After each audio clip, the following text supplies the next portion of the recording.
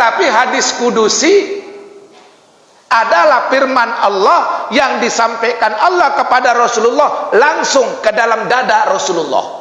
Itu hadis kudusi. Jadi Al-Quran dan hadis kudusi sama-sama firman Allah, sama-sama kalam Allah. Tetapi derajatnya memang lebih tinggi Al-Quran daripada hadis kudusi. Itu derajatnya.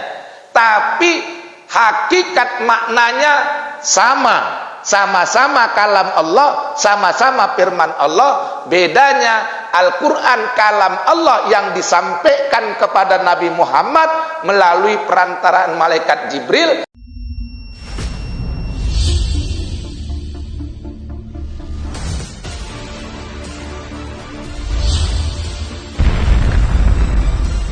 LQTV, rahmatan lil alamin. Assalamualaikum warahmatullahi wabarakatuh.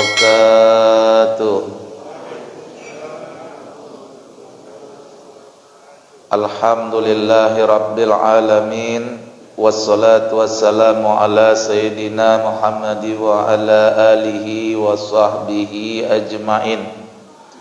Yang pertama, mari sama-sama kita memperbanyak syukur kehadirat Allah Subhanahu wa ta'ala dengan memperbanyak zikir kepadanya. Mudah-mudahan kita senantiasa mendapatkan keberkahan hidup, keberkahan umur, keberkahan rezeki, keberkahan ibadah.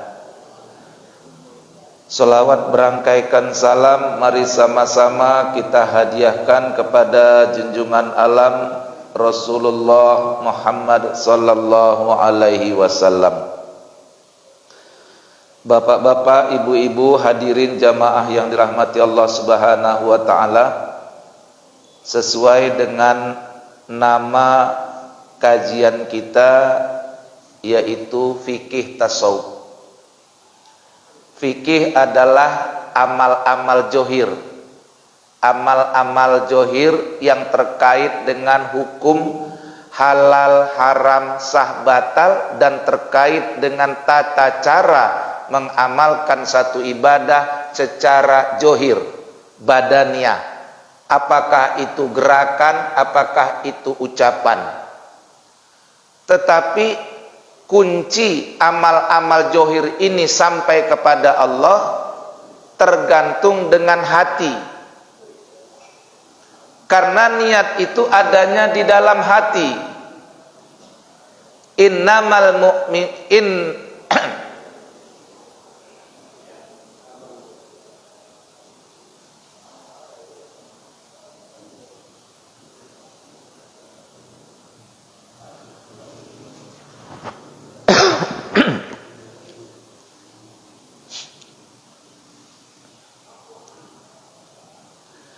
Innamal a'malu binniyat. Segala sesuatu tergantung dengan niat. Niat itu ada di dalam hati. Dan kita memperoleh apapun itu dengan niat yang ada dalam hati kita. Oleh karena itu diperbaiki niatnya di dalam setiap ibadah. Itulah pembahasan di dalam ilmu tasawuf.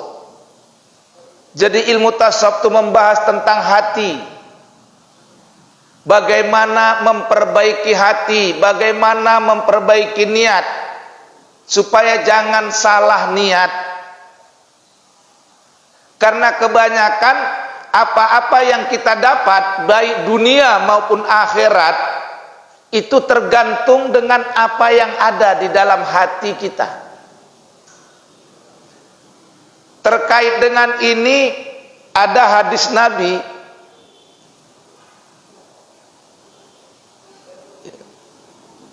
yang disanadkan oleh Abu Hurairah.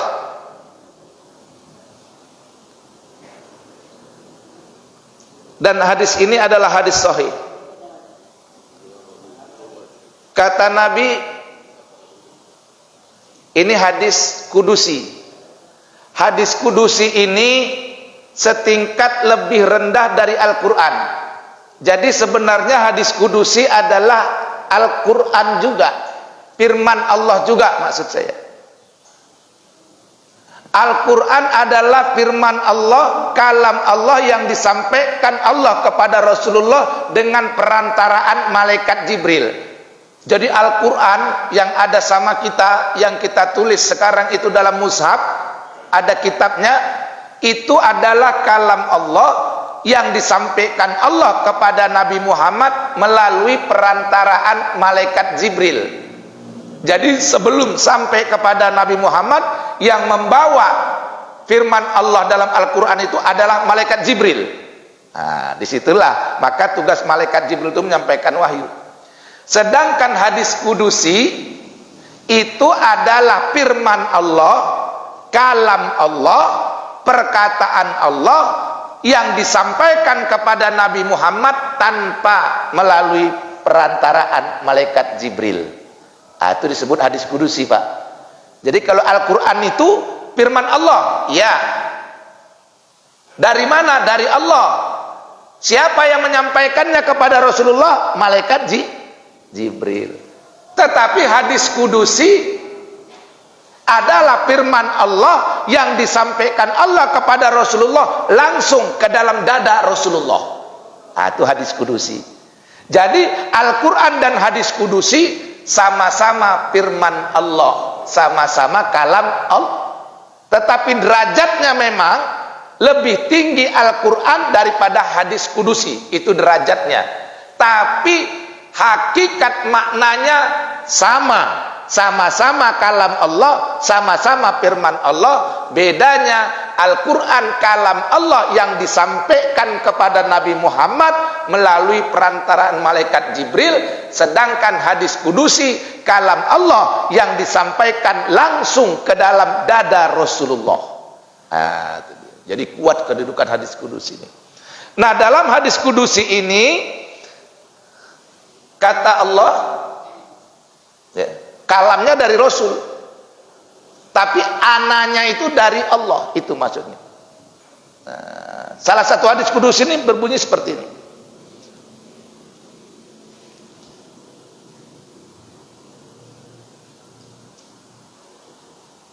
Ana ma'a abdi ma dzakaroni wa ana ma'ahu idza dzakaroni fa in dzakaroni fi nafsihi zakartuhu fi nafsi wa in dzakaroni fi malai zakartuhu fi malai khairum minhum. Kata Allah dalam hadis ini, aku dalam sangkaan hambaku. Aku dalam sangkaan hambaku. Kalau hamba itu merasa aku ada, dia menyangka aku ada, maka aku ada baginya. Kalau ada seorang hamba yang menyangka aku tidak ada, maka aku tidak ada baginya. Ada atau tidaknya ada Allah itu tergantung daripada perasaan orang itu. Makanya ada ateis, orang yang tidak mengakui Tuhan. Bagi mereka tidak ada Tuhan. Tuhan itu candu. Bahkan ada yang mengatakan Tuhan itu sudah mati. Maka bagi orang itu sesuai dengan zon dia, persangkaan dia. Maka bagi kita orang yang beriman, sangka Allah ada, Allah itu ada. Bagaimana sifat Allah tergantung juga sangka kita. Apa yang diberikan Allah kepada kita tergantung sangka kita kepada Allah. Bukan cuma adanya, tergantung sangka kita. Sifat Allah pun tergantung dengan sangka kita. Apa yang kita terima dari Allah pun tergantung sangka kita. Nah itu, tergantung sangka kita. Ana inda dzanni abdi bi. Aku berada dalam sangkaan hambaku. Hamba itu nyangka apa sama aku? Kalau dia nyangka aku ada, maka aku ada baginya. Kalau dia nyangka aku tidak ada, maka aku tidak ada baginya. Kalau dia nyangka aku akan berbuat baik kepadanya, maka aku pun akan berbuat baik kepadanya.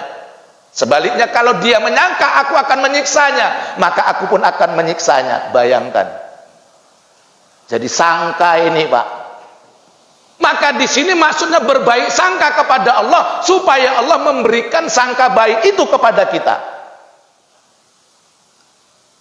Aku ini mati nanti, aku ini dirahmati Allah. Insya Allah kita dapat itu. Sangka baik. Aku ini nanti kalau mati, insya Allah bisa mengucapkan la ilaha illallah.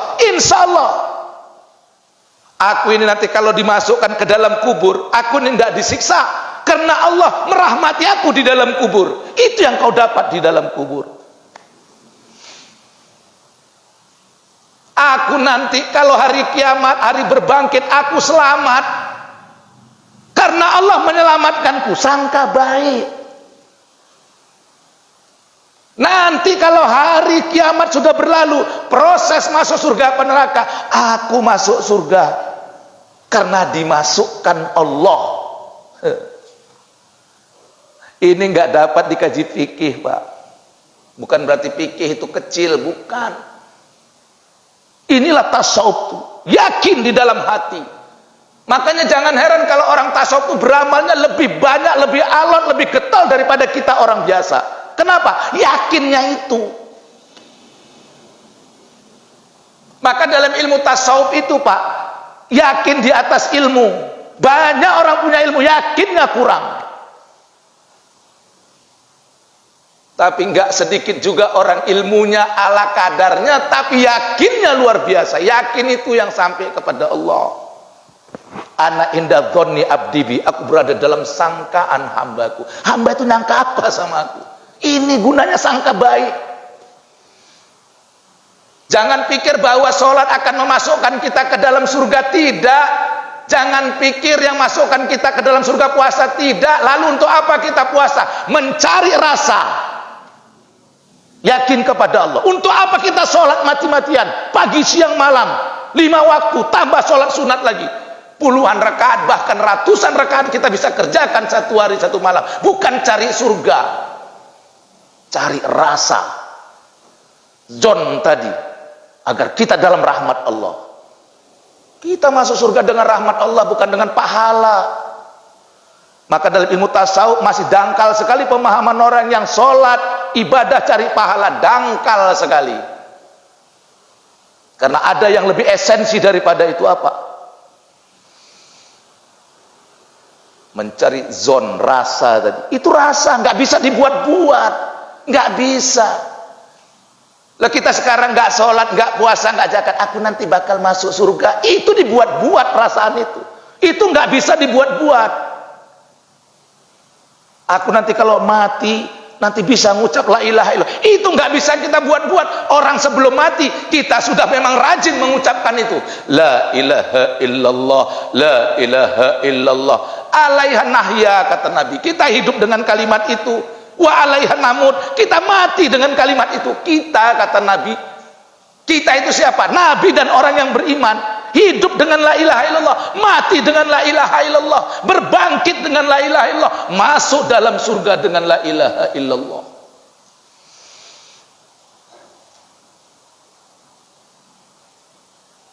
Itu tidak bisa dibuat-buat rasa itu. Macam mana kita tidak nangis, tidak bergetar hati kita ketika berdoa, berzikir, subhanallah, alhamdulillah, tidak tergetar hati kita. Innamal mu'minuna alladzina idza dzukirallahu wajilat qulubuhum. Orang-orang yang beriman itu sesungguhnya adalah orang-orang yang jika disebutkan nama Allah bergetar hatinya, kontak ke batinnya. Itulah baru tasdik fi qalbi. Nanti di akhir zaman, kata Nabi, begitu banyak orang yang imannya cuma sampai dalam kerongkongan. Cuma sampai di kerongkongan, nggak sampai ke hatinya, nggak tembus ke hatinya. Imannya supaya sampai ke kerongkongan, sombong dengan amal ibadahnya, seolah-olah dia yang membuat ibadah itu. Tidak masuk surga ini orang, sombong. Kita nggak bisa, Pak, buat sholat maghrib kayak tadi, nggak. Itu bukan kekuatan kita, Pak.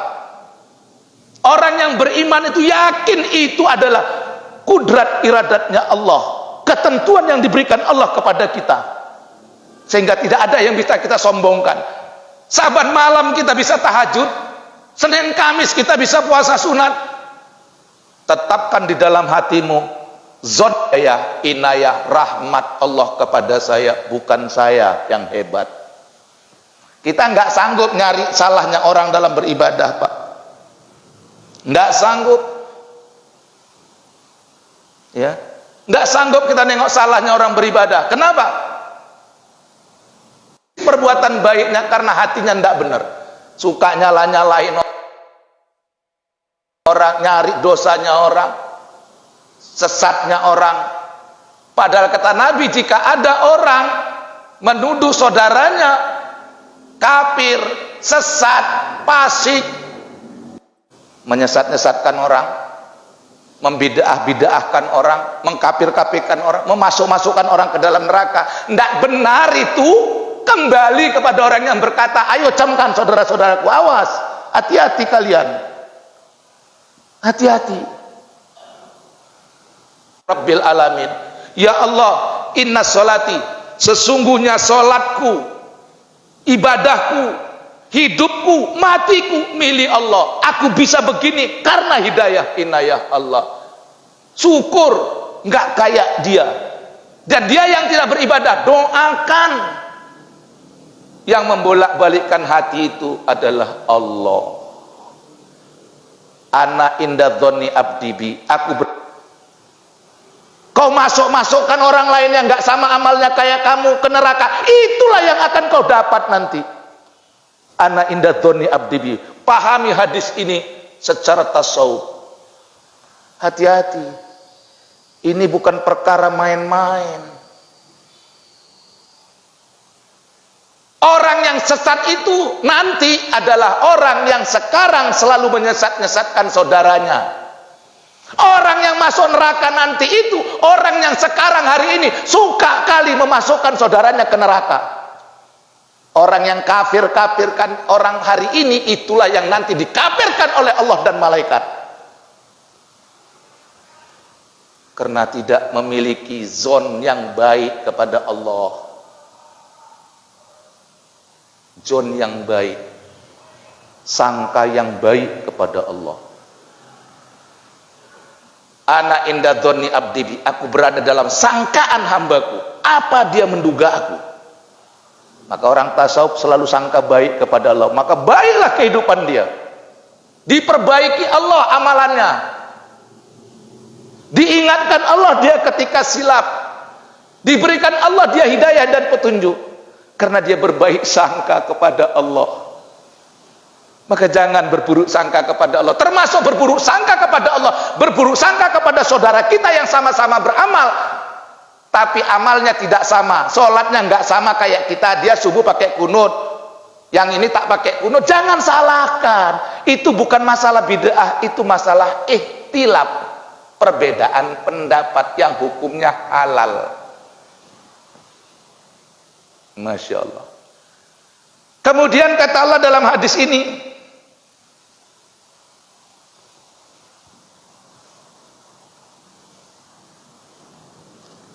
wa ana ma'ahu idza dzakarani, dan aku, kata Allah, beserta hambaku yang berzikir kepadaku. Masya Allah. Di dalam Al-Quran ini ada dua orang yang beserta dengan Allah, Pak. Di dalam hadis ini, ana ma'abdi madzakaroni, aku beserta hambaku yang berzikir kepadaku. Kapan kita beserta Allah? Ketika kita berzikir. Kalau kita tidak berzikir, bercerai dengan Allah. Itu maknanya. Ini yang perlu dikaji ini. Kita udah lewat, kalau umur 50 belajar perbandingan mazhab, udah lewat kita. Udah nggak konsumsi kita lagi membahas perbedaan mazhab. Itu waktu kita tamat SMP belajar itu. Sekarang orang udah umur 50 baru belajar perbandingan mazhab, nengok perbedaan-perbedaan dalam amalan. Ya udah, saling sesat menyesatkan di sini. Tapi coba ini yang dipelajari, coba ini. Ini maka konsumsi pelajaran ilmu orang umur 40 tahun ke atas baru masuk dia kemari. Ini terlambat, Pak. Umur 40 berada perbandingan mazhab, nggak lewat ibtidai pula itu, Pak, lewat YouTube cuman. Cuman lewat YouTube.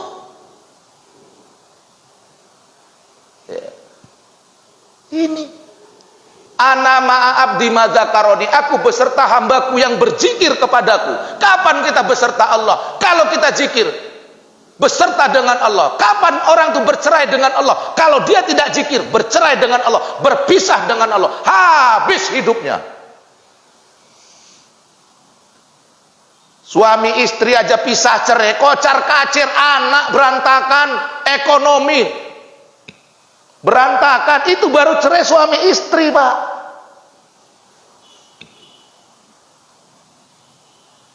Bercerai mati suami, mati ayah, tunggang langgang keluarga, mati istri, bercerai anak dengan mamanya, bercerai suami dengan istrinya karena istri mati, repot urusan. Itu baru cerai sesama manusia, Pak. Lalu kita bercerai dengan yang menjadikan kita, habis. Nampaknya aja itu senang.